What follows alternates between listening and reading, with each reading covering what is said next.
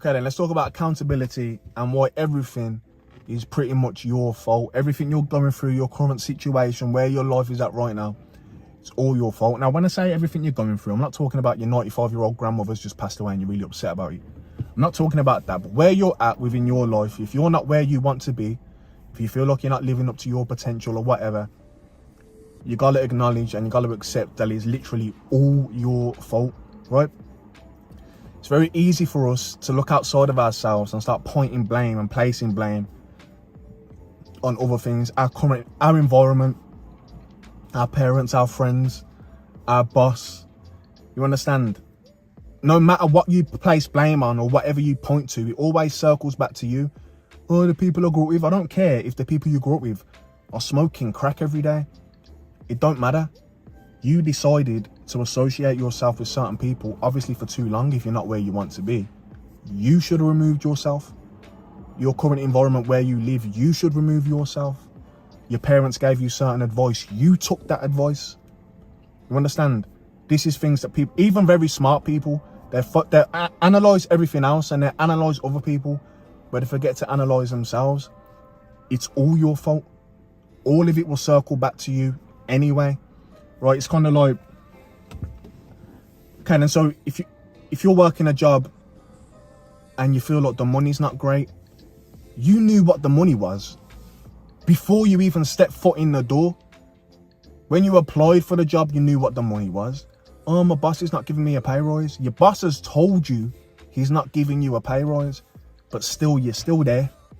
You're still there. Do you know why you're still there?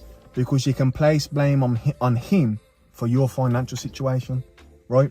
So what it does, it takes the pressure off you because it's not your fault and you don't have to move forward because it's not your fault. So it's kind of like you'll find comfort in failing because it's not your fault. You can just place blame on him. He's not giving you the pay rise, even though he's told you he's not giving you that pay rise. Now it's your responsibility to make the next move, but instead you rather just blame this guy and stand still. And it's a tricky because it's so comfortable, but it's detrimental at the same time. You're not moving forward. Let's blame my friends. My friends ain't doing none of this, so it's their fault. No, it's fucking not their fault. They're not trying to pull you back. They're not thinking I've got to pull this guy back. You're staying around too long.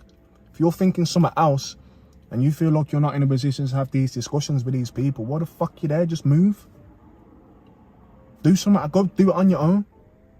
You gotta take responsibility. It always circles back to you, even on the smallest shit. Right? If you borrow your car to somebody and it comes back with a scratch on it, right? If you know that a scratch on your car is gonna make you furious, is gonna make your head explode, you shouldn't even have fucking borrowed the car anyway. You understand? Do you know what? That's my fault. I know how much that car means to me. I shouldn't even have. You understand?